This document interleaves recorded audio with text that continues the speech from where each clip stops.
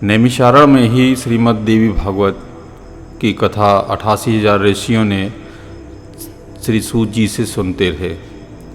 अब ये प्रश्न उठता है कि नैमिषारण्य का मतलब क्या है। तो सबसे पहले हम नैमिषारण्य को समझते हैं। नेमि शीर्यते यत्र तत्र नैमिषः, यानी जो स्थान साधना के लिए उपयुक्त हो वही नैमिषारण्य है। एक बार बहुत सारे ऋषि सृष्टि की रचनाकार ब्रह्मा जी के पास जाते हैं और उनसे पूछते हैं, प्रभु हम कहाँ पर साधना करें।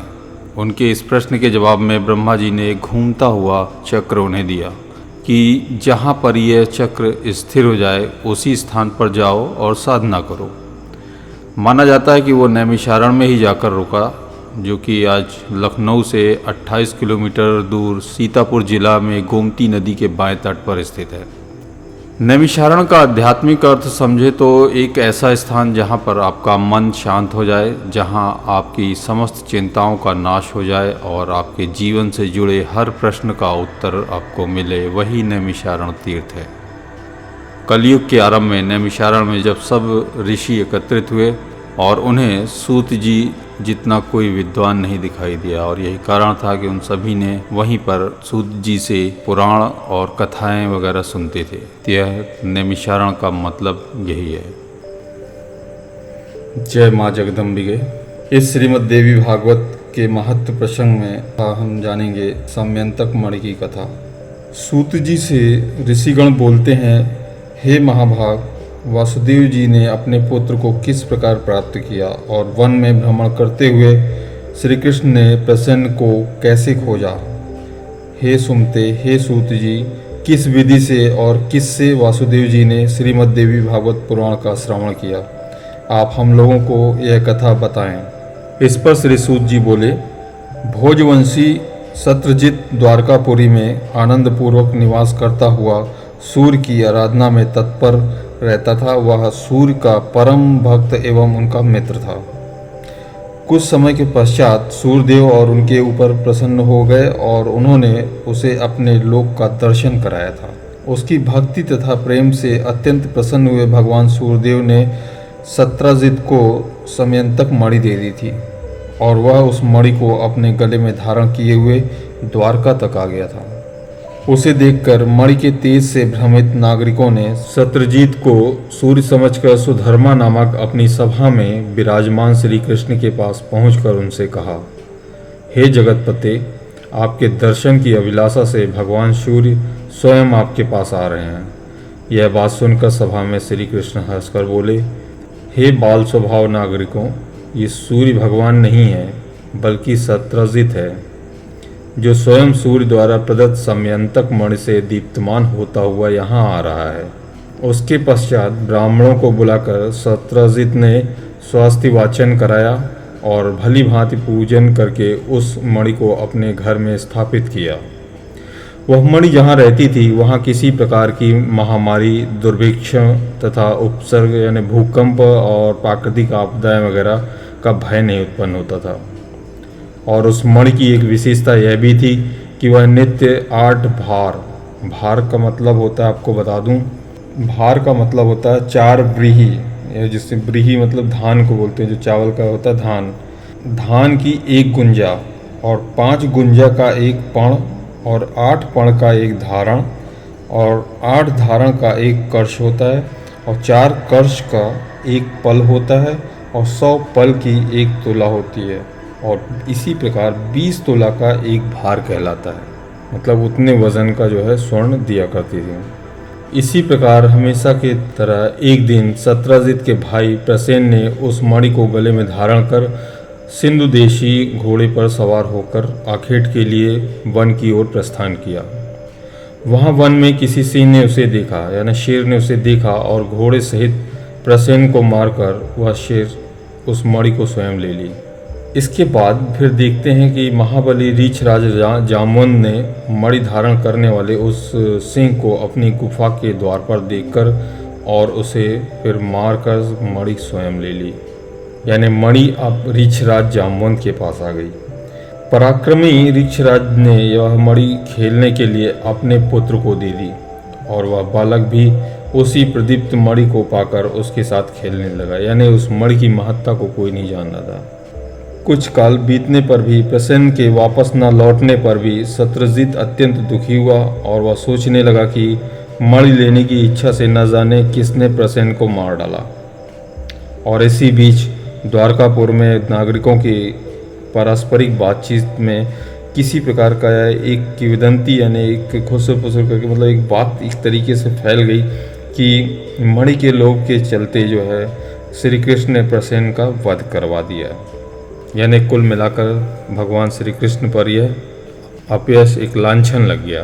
तो इसी प्रकार श्री कृष्ण भी जब अपने विषय में इस लांछन की वह बात सुनी तो उन्होंने अपने ऊपर लगे हुए कलंक के परिमार्जन हेतु प्रसेन के अन्वेषणार्थ नागरिकों के साथ प्रस्थान किया। यानी अपने कुछ नागरिकों के साथ उस प्रसेन को ढूंढने के लिए निकल पड़े। वन में पहुंचने पर श्री कृष्ण ने सिंह द्वारा मारे गए प्रसेन को देखा। फिर इसके बाद देखा कि सिंह ने जब प्रसेन को मारा था तो उसके मुंह से खून की बूंद जो टपक रही थी, उसी रक्त बिंदुओं को चिन्हित करते हुए उसी मार्ग पर चलते हुए श्री कृष्ण आगे चलते चले गए। इसी तरीके से सिंह को खोजा और वे कुछ दूर गए। इसके पश्चात वहाँ पर देखा कि एक गुफा द्वार पर मरे हुए सिंह को देखकर वहाँ रुक गए। वो भगवान श्री कृष्ण करुणा युक्त वाणी में नागरिकों से बोले, मणि का हरण करने वाले को खोजने के लिए मैं इस गुफा के भीतर प्रवेश कर रहा हूँ और जब तक मैं वापस ना आ जाऊँ तुम लोग यहीं पर ठहरोगे। वे द्वारकावासी जो थे उन श्री कृष्ण के साथ जो गए हुए थे उन्होंने आश्वासन दिया कि ठीक है, हम यहीं पर रुकते हैं, आप जाइए। ऐसा बोलकर वहीं पर वे रुक जाते हैं और श्री कृष्ण गुफा के भीतर प्रविष्ट होते हैं, जहाँ जब अंदर जाते हैं तो देखते हैं कि वह जामवंत का घर था। वहाँ पर पहुँचने पर श्री कृष्ण ने ऋक्षराज के पुत्र को देखा कि वह मणि को धारण किए हुए था और फिर इसके बाद श्री कृष्ण ने उससे छीनना चाहा। इस पर उसकी धात्री यानी धाय भयभीत होकर चिल्लाने लगी। तब धात्री की आवाज़ सुनकर जामवंत तुरंत वहाँ आ गया और वह अपने पूर्व स्वामी श्री कृष्ण के साथ दिन रात निरंतर युद्ध करने लगा। यहीं पर श्री कृष्ण और जामवंत का युद्ध हुआ था। इस प्रकार उन दोनों के बीच 27 दिनों तक भयंकर युद्ध चला और इधर द्वारकावासी गुफा के बाहर 12 दिनों तक तो श्री कृष्ण के आगमन की प्रतीक्षा करते हुए ठहरे रहे, किंतु इसके बाद वे भयभीत होकर अपने अपने घर को चले गए और वहां पहुंचकर उन्होंने लोगों को उससे सारा वृतांत कहा। फिर द्वारकापुरी के सभी नागरिक यह सब सुनकर शत्रुजित की भर्त्सना करते हुए अत्यंत शोक विह्वल हो गए। महाभाग वासुदेव जी अपने पुत्र का यह समाचार सुनकर परिवार सहित महान शोक से मूर्छित हो गए और बार बार सोचने लगे कि मेरा कल्याण किस प्रकार से होगा। उसी समय ब्रह्मलोक से देव ऋषि नारद वहां आ गए और वासुदेव जी ने उठकर उन्हें प्रणाम करके विधिवत उनकी पूजा की। देव ऋषि नारद महामति यदुश्रेष्ठ वासुदेव जी से कुशल क्षेम पूछकर उनसे बोले, आप क्यों चिंतित हैं, यह मुझे बताइए। इस पर वासुदेव जी बोले, मेरा अतिशय प्रिय पुत्र श्री कृष्ण प्रसेन को खोजने के लिए द्वारका के नागरिकों के साथ वन में गया था, जहां उसने प्रसेन को मरा हुआ देखा। इसके पश्चात प्रसेन को मारने वाले सिंह को भी एक गुफा के द्वार पर मरा हुआ देखकर श्री कृष्ण नागरिकों को द्वार पर ही रोककर स्वयं गुफा के अंदर चले गए। बहुत दिन व्यतीत हो चुके हैं किंतु मेरा पुत्र अभी तक लौटा नहीं है, जिससे मैं चिंतित हूँ। अतः हे मुनि, आप ऐसा कोई उपाय बताइए जिससे मैं अपने प्रिय पुत्र को प्राप्त कर सकूं। नारद जी बोले, हे यदुश्रेष्ठ, आप पुत्र की प्राप्ति के लिए अंबिका देवी जी की आराधना कीजिए। उनकी आराधना से शीघ्र ही आपका कल्याण होगा। वासुदेव जी बोले, हे भगवान, वे देवी कौन हैं? वे महेश्वरी किस प्रकार के प्रभाव वाली हैं तथा उनकी आराधना किस प्रकार की जाती है? हे देव ऋषि, कृपा करके यह बताएं मुझे। नारद जी बोले, हे महाभाग वासुदेव, देवी के अतुलित महात्म का विस्तार पूर्वक वर्णन करने में कौन सामर्थ्य है, अतः मैं संक्षेप में ही कह रहा हूँ, आप उसे सुने। जो भगवती शाश्वत सच्चिदानंद स्वरूपा और परात्परता देवी हैं तथा जिनके द्वारा यह जगत व्याप्त है और जिनकी आराधना से प्रभाव से ही ब्रह्मा इस चराचर सृष्टि की रचना करते हैं, और जिनका स्तवन करके भगवान विष्णु मधुकैटभ के भय से मुक्त हुए तथा जिनकी कृपा से वे विश्व का पालन पोषण करते हैं और जिनकी कृपा कटाक्ष मात्र से भगवान शंकर जगत का संहार करते हैं और जो संसार के बंधन की करुणा स्वरूपा हैं, वे ही मुक्ति प्रदान करने वाली हैं, वे ही परम विद्या स्वरूपा हैं और वे ही समस्त ईश्वरों की भी ईश्वरी हैं। अतः आप नवरात्रि विधान के अनुसार जगदम्बा की विधिवत पूजा करके 9 दिनों में इस श्रीमद् देवी भागवत पुराण का श्रवण कीजिए, जिसके श्रवण मात्र से आप शीघ्र ही अपने पुत्र की प्राप्ति कर लेंगे। इस पुराण का पाठ तथा श्रवण करने वाले मनुष्यों से भोग एवं मोक्ष दूर नहीं रहते हैं। नारद जी के ऐसा कहने पर वासुदेव जी मुनिश्रेष्ठ नारद को प्रणाम करके अत्यंत प्रेम पूर्वक कहने लगे। वासुदेव जी बोले, हे भगवान, आपके इस कथन से देवी महात्म्य से संबंधित एक अपना वृतांत मुझे याद आ गया। मैं उसे कह रहा हूँ, आप सुनिए। पूर्व काल में पापी कंस ने आकाशवाणी के माध्यम से देवकी के 8वें गर्भ से अपनी मृत्यु जानकर भयभीत होकर भार्या सहित मुझको बंदी बना लिया था। तदंतर मैं अपनी पत्नी देवकी के साथ कारागार में रहने लगा और पापी कंस भी मेरे पैदा होने वाले पुत्रों को एक एक करके मारता रहा। इस प्रकार जब कंस के द्वारा मेरे 6 पुत्र मार डाले गए, तब मेरी निर्दोष भार्या देवकी अत्यंत शोकाकुल हो उठी और दिन रात दुखी रहने लगी। तत्पश्चात गर्ग मुनि को बुलाकर उनका अभिवादन तथा पूजन करके पुत्र प्राप्ति की कामना से मैंने उनसे देवकी का दुख बताकर कहा, हे भगवान, हे दया सिंधु, हे मुनिवर, आप यदुकुल के गुरु हैं, अतः मुझे आयुष्मान पुत्र की प्राप्ति का कोई उपाय बताइए। इसके अनंतर दया निधान गर्ग जी प्रसन्न होकर मुझसे कहने लगे। गर्ग जी बोलते हैं, हे महाभाग वासुदेव, अब आप उस सर्वश्रेष्ठ साधन को सुनिए जो भगवती दुर्गा अपने भक्तों की दुर्गति का विनाश कर देती है।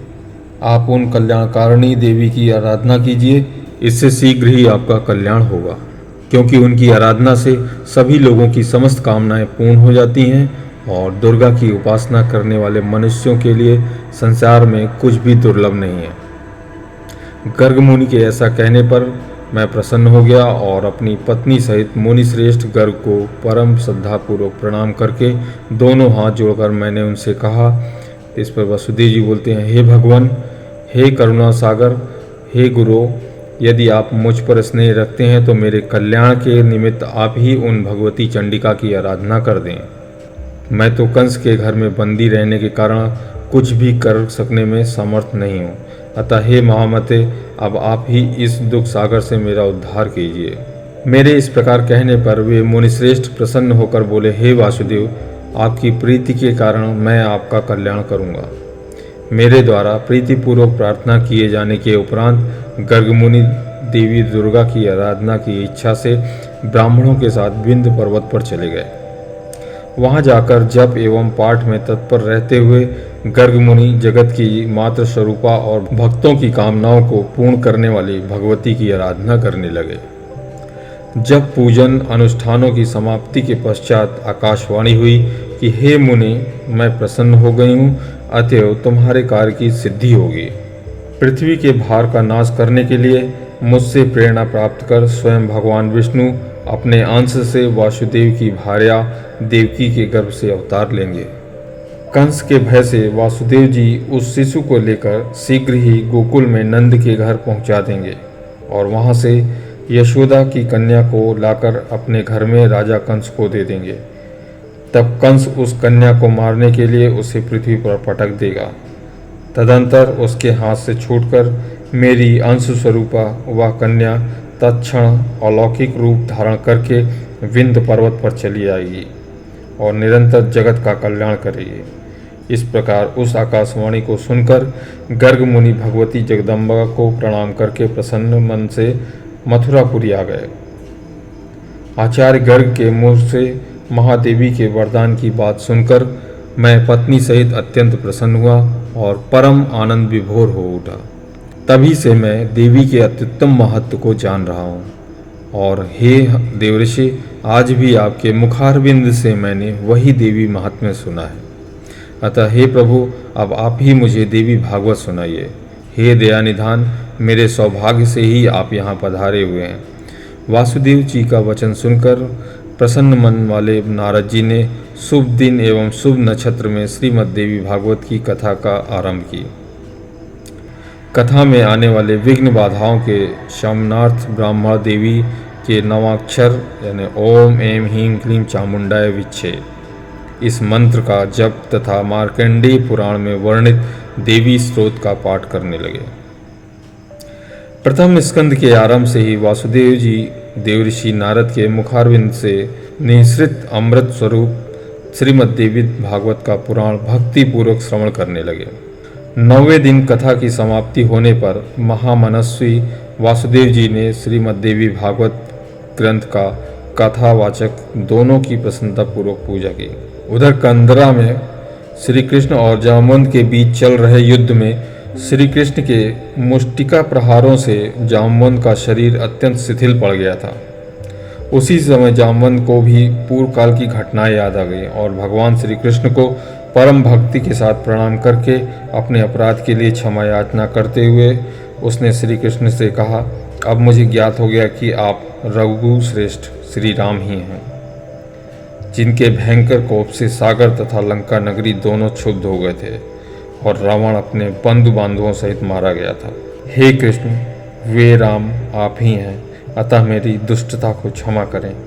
मैं आपका सर्वथा सेवक हूँ, अतएव मेरे योग्य जो भी कार्य हो उसके लिए मुझे आदेश दीजिए। जामवंत का वचन सुनकर जगतपति श्री कृष्ण बोले, हे रीछराज, मणि प्राप्त करने के लिए हम लोग इस कंदरा में आए हुए हैं। तत्पश्चात रीछराज जामवंत ने श्री कृष्ण की विधिवत पूजा करके समयंतक मणि तथा अपनी पुत्री जामवंती उन्हें प्रसन्नतापूर्वक अर्पित कर दी। श्री कृष्ण ने जामवंती को पत्नी के रूप में अंगीकार करके मणि को गले में धारण कर लिया और रीछराज जामवंत से विदा लेकर वे द्वारकापुरी के लिए प्रस्थित हो गए। उधर द्वारका में उदार हृदय श्री वासुदेव जी ने श्रीमद् देवी भागवत पुराण कथा की समाप्ति के दिन ब्राह्मणों को भोजन कराया और नानाविध दक्षिणाओं से उन्हें संतुष्ट किया। जिस समय वे ब्राह्मण वासुदेव को आशीर्वाद प्रदान कर रहे थे, उसी समय भगवान श्री कृष्ण मणि धारण किए हुए पत्नी जामवंती के साथ वहां आ पहुंचे। भार्या सहित भगवान श्री कृष्ण को देखकर वासुदेव जी तथा उपस्थित जनसमूह की आंखें हर्षातिरेक के आंसू से परिपूर्ण हो गईं और वे परम आनंदित हुए। उसके बाद देवऋषि नारद भी श्री कृष्ण के आगमन से हर्षित हुए और उन्होंने वासुदेव जी तथा श्री कृष्ण से विदा लेकर ब्रह्म सभा के लिए प्रस्थान किया। जो मनुष्य निष्कपट भक्ति एवं शुद्ध हृदय से भगवान के इस विख्यात तथा कलंक नाशक चरित्र का पाठ एवं श्रवण करता है, वह पूर्ण सुखी हो जाता है। जगत में उसकी सभी कामनाएं पूर्ण हो जाती हैं तथा मृत्यु के अनंतर वह मोक्ष प्राप्त करता है। इसी प्रकार स्कंद पुराण के अंतर्गत मानसखंड में श्रीमद् देवी भागवत महात्म्य का वासुदेव जी का देवी भागवत नवाग्रह श्रवण से पुत्र प्राप्ति वर्णन नामक दूसरा अध्याय यहाँ पर समाप्त होता है।